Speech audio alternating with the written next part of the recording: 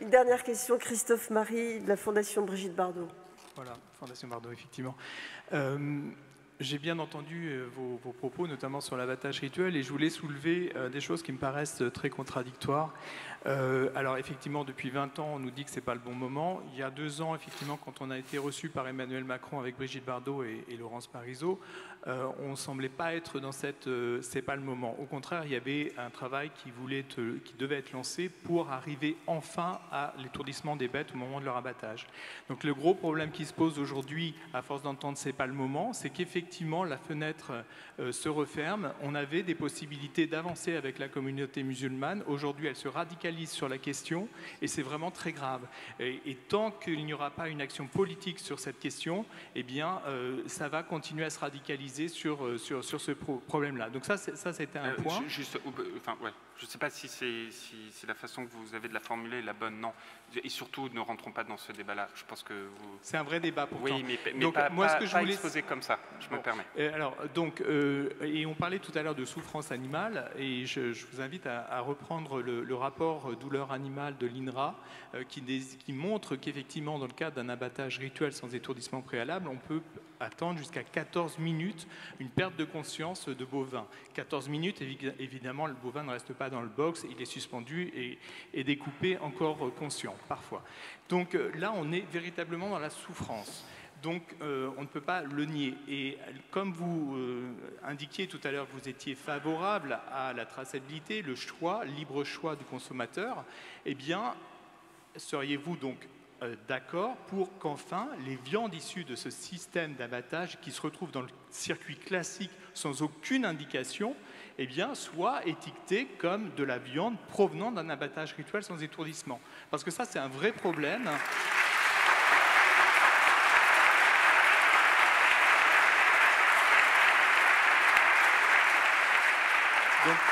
Donc au minimum, si on n'arrive pas à l'étourdissement préalable, qui est pourtant une nécessité, au minimum qu'on ne trompe pas le consommateur et qu'il sache qu'en effet, quand il achète une viande, bien souvent, elle provient d'un abattage rituel, puisque vous le savez, une grande part de ces abattages se retrouvent dans le circuit classique. Une dernière chose, quand vous opposez finalement maltraitance animale et bien-être, hein, déjà moi je n'arrive pas du tout à comprendre ce que vous voulez dire par là, mais bon, peu importe.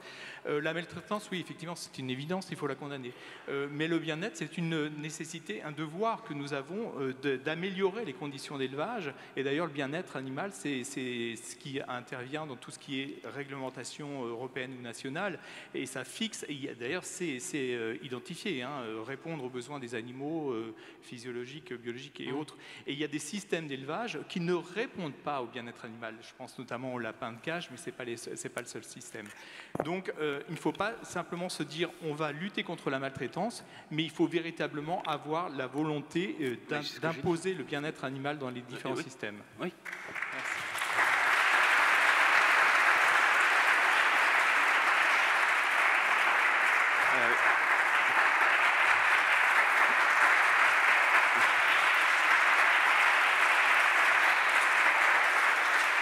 Alors,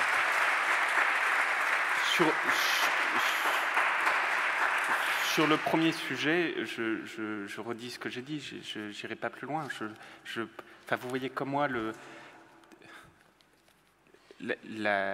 voyez comme moi la situation de la société dans laquelle on vit aujourd'hui. Je veux dire, c'est pas des discours d'estrade, c'est pas des... Je veux dire, vous êtes comme moi tous les jours confrontés à des tensions de plus en plus fortes. Est-ce qu'on pense véritablement que c'est le moment d'ouvrir ce débat? Moi, à titre personnel, je pense que non. Je vous le dis. Vous me posez une question, je vous le dis. Et deuxièmement, sur l'étiquetage, sur le labeling, comme on dit. Bon. Aujourd'hui, on n'a toujours pas de labeling de bien-être. Bon.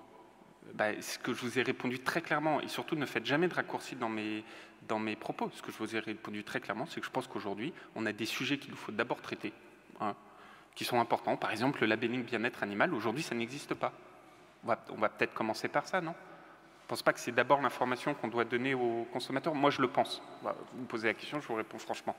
Deuxième élément, mais avec tout le respect, mais vraiment tout le respect, je ne comprends pas à mon tour que vous ne puissiez pas comprendre que je ne fasse pas une différence entre bien-être et maltraitance.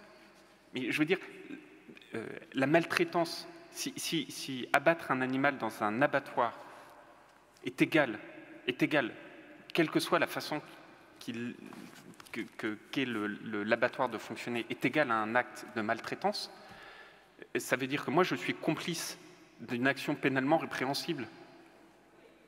Ben voilà, ben là, je ne suis pas d'accord avec vous, les amis. Non, vous ne pouvez pas dire oui.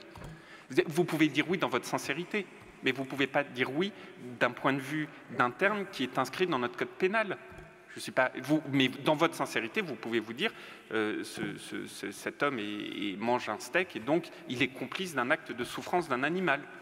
C'est dans votre légitimité. Tout comme vous pouvez respecter ma légitimité et celle de millions d'autres consommateurs qui considèrent qu'il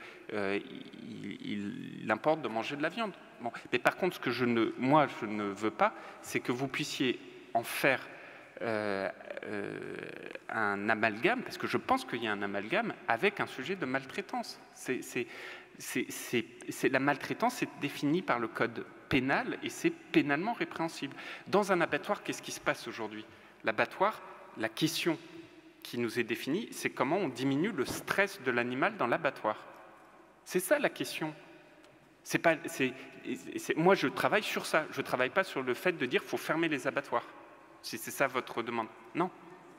Mais pour aller au bout, si vous considérez qu'un abattoir est un acte de maltraitance, la conséquence, c'est quoi? C'est que c'est au-delà de l'aspect pénal que j'évoquais, c'est qu'il faut fermer tous les abattoirs. Je l'ai eu, moi, la critique. Quand j'ai annoncé qu'on mettait 130 millions d'euros dans les abattoirs, je ne vous dis pas le nombre de messages que j'ai reçus, ou de tweets, surtout, de personnes inconnues, qui me disaient « cette personne participe au massacre ». Et non, c'est dans une sincérité, et je respecte, et c'est ce que je disais tout à l'heure à madame, et je crois que c'est ça qui nous oblige tous, et je le dis vraiment, qui nous oblige tous à avoir une volonté de tous d'avoir un débat apaisé. C'est que tout le monde est très sincère. Tout le monde. Parce qu'il y a des personnes qui sont convaincues, mais convaincues que c'est pas bien, et d'autres qui sont convaincues, qui font tout ce qu'ils peuvent. Et entre les deux, il y a le ministre qui doit gérer le truc et qui se prend les critiques des deux. Mais faisons-le dans le respect de la sincérité des uns et des autres. Non, la maltraitance et le bien-être, ce n'est pas la même chose.